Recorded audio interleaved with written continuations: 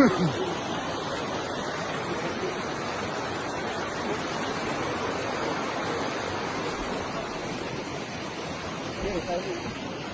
көпүрө негизи 2017 жылы башталган.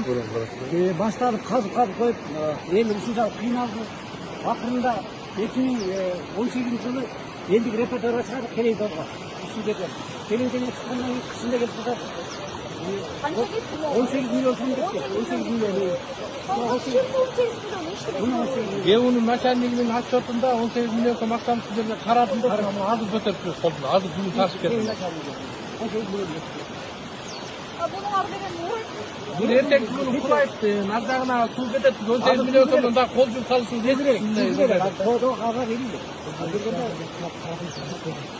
Анан кийин сиздерден суранат 18 миллион сом ушерге тошуна күн салдыңызбы, контролдук бериңиздер суранат элек. Элдин атынан. Анан эртең күнү жоон кат түрүндө бересиздерби, же бир эме кылып берсеңиздер биз ушундай бир неме алсак. Разный маселеде көтөрүп берсеңиздер, Сиздерден суранат элек. Элдин үнүн жеткирели деген Курташта неме кылып атабыз?